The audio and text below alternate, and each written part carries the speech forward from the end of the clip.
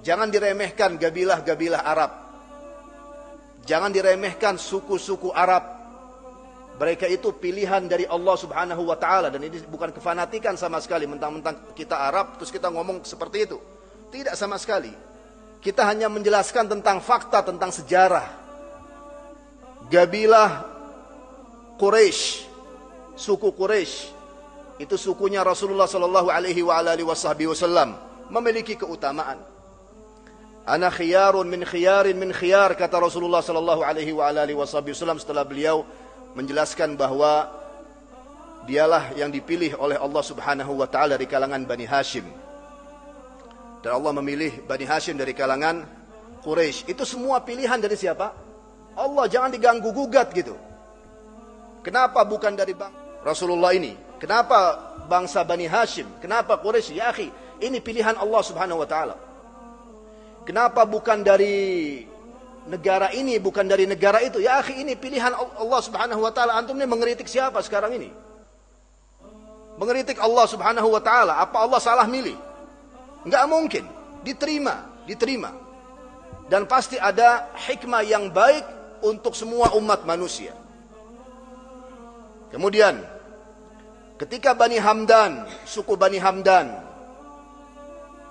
ini suku lain lagi, Bani Hamdan ini, yang dimana mereka itu dalam arti keturunan Qahtan, karena bangsa Arab itu dikatakan keturunan Qahtan atau keturunan Adnan. Kalau keturunan Adnan, nasabnya ke Nabi Ismail bin Ibrahim,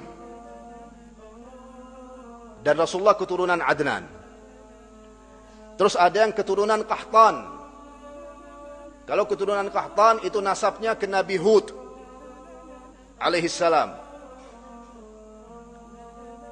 Kemudian ada gabilah, namanya gabilah Hamdan atau Bani Hamdan, yang dimana mereka ini keturunan Qahtan. Ini termasuk gabilah besar juga di kalangan bangsa Arab.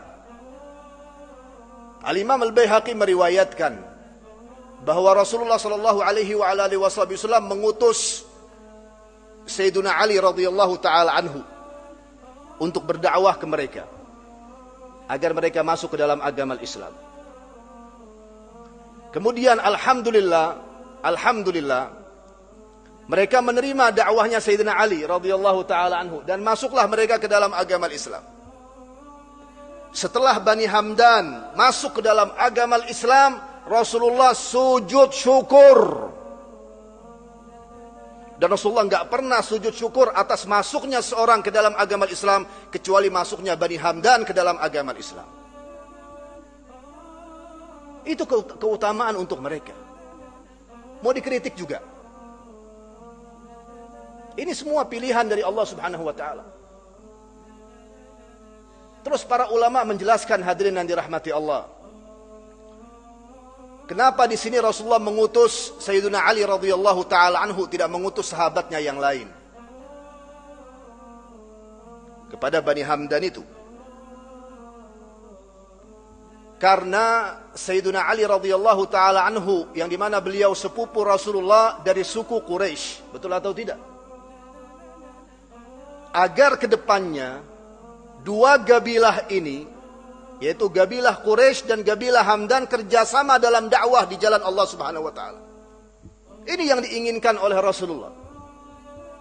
Kalau dua gabilah ini kerjasama dalam dakwah di jalan Allah Subhanahu wa taala, maka Islam akan semakin kuat, dan itulah yang terjadi. Itulah yang terjadi. Dan secara umum sebagai penutup,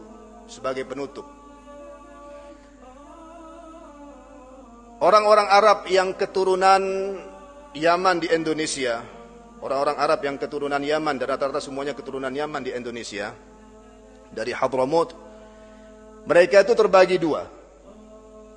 Dan mati ada dua. Yang pertama para habaib, yang kedua para masyayikh. Para habaib, nasab mereka ke suku Quraisy yang ke Adnan itu kita bilang tadi. Dan para masyayikh, rata-rata nasab mereka ke Bani Hamdan. kekahtan itu. Jadi sejarah mencatat bahwa dua kabilah ini dari zaman Rasulullah kerjasama dalam dakwah. Begitu juga di Hadramut, mereka kerjasama dalam dakwah. Jikalau mereka pecah belah, maka umat Islam juga akan semakin pecah belah.